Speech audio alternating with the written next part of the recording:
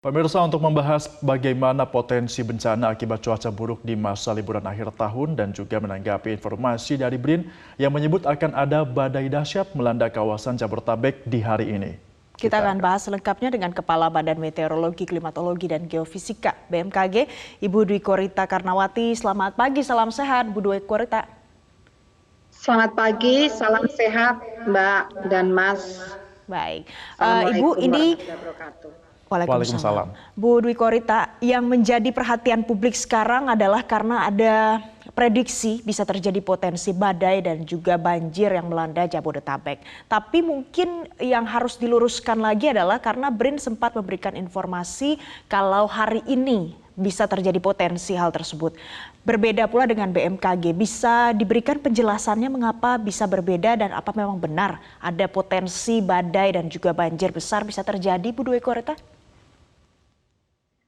Menurut hasil prediksi kami yang disampaikan, prediksi atau peringatan dini yang pertama di tanggal 21 Januari, diulang 3 hari yang lalu dan terakhir kemarin 27 Desember, potensi yang terjadi adalah hujan lebat hingga sangat lebat, bahkan dapat mencapai ekstrim, ya, disertai angin kencang dan kilat petir.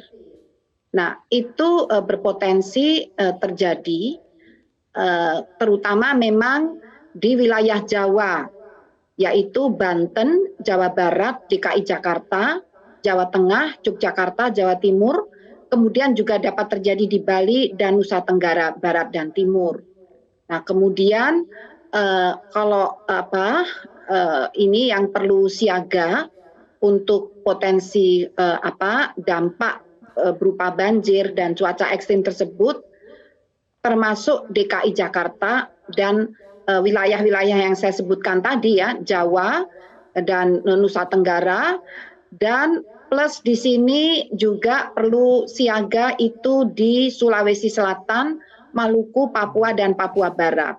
Nah, terkait dengan badai, badai itu merupakan terminologi bagian dari hujan lebat disertai angin kencang, tetapi anginnya pusaran dalam skala yang lebih besar dari puting beliung.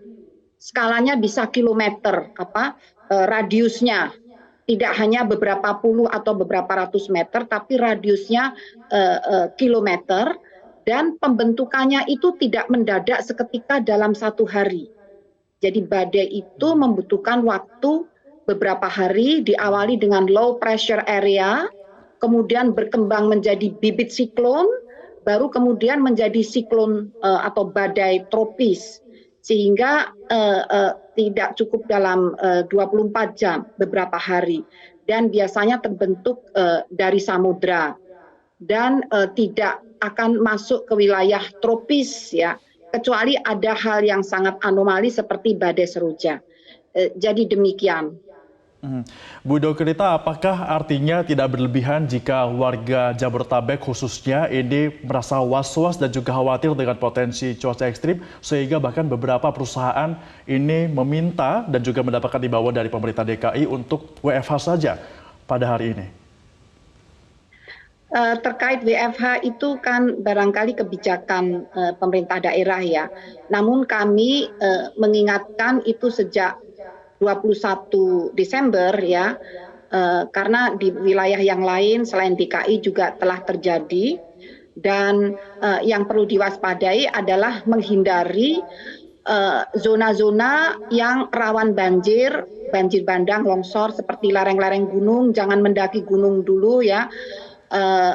Juga jangan berada di bantaran sungai, tapi sekali lagi kalau istilah badai itu proses pembentukannya kurang, ya, belum cukup waktu, ya. Jadi kami mendeteksi ada low pressure area sejak beberapa hari di sekitar Selat Sunda dan ke arah di luar Selat Sunda, maksud saya mulai dari Bengkulu, awalnya tumbuh dari Bengkulu sebelah selatan tenggara Bengkulu dan berkembang melewati selatan Selat Sunda dan semakin menjauh dari wilayah Indonesia.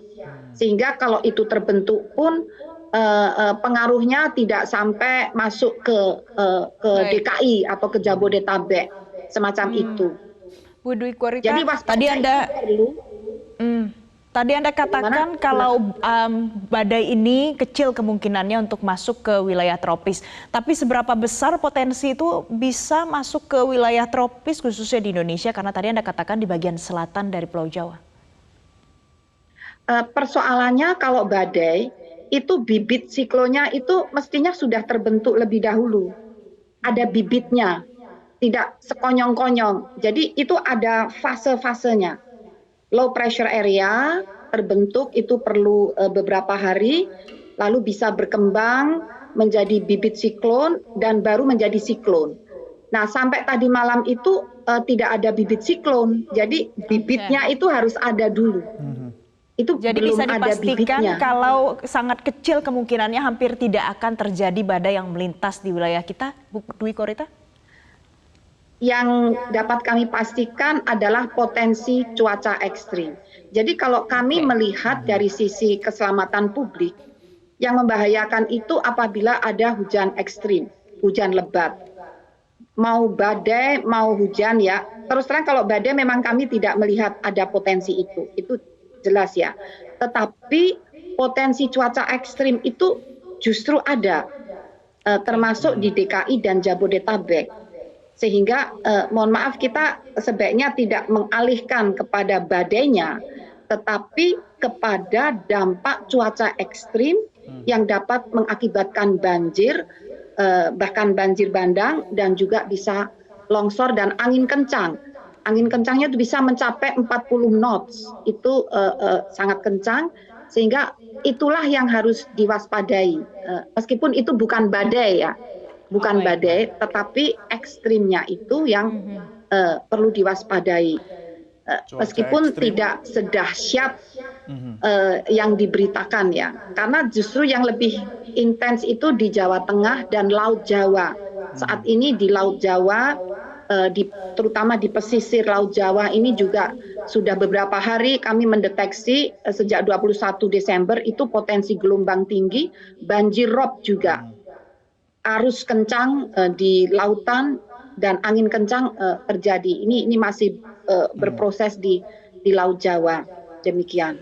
Baik, Bu Dukerta, artinya yang perlu digarisbawahi adalah potensi badai ini begitu kecil untuk bisa ke Indonesia, namun cuaca ekstrim masih akan terus terjadi. Namun kita juga melihat bahwa akan ada gelombang tinggi yang juga dikhawatirkan oleh masyarakat yang akan melakukan perjalanan mudik Nataru melalui jalur laut. Di mana saja yang harus diwaspadai terkait dengan gelombang tinggi ini dan apa himbauan Anda, Bu Dwi Korita? Ya, gelombang tinggi dengan ketinggian dapat mencapai lebih dari 6 meter, itu pada periode sejak 27 Desember hingga 3 Januari, berpotensi terjadi di Laut Natuna Utara, juga di Samudra Hindia Selatan, Nusa Tenggara Timur.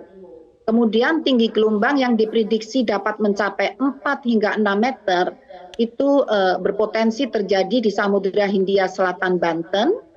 Jadi ini semuanya di Samudra Hindia, sebelah selatan Banten, Jawa Barat, selatan Jawa Tengah, selatan Jawa Timur, selatan Bali, selatan Nusa Tenggara Barat.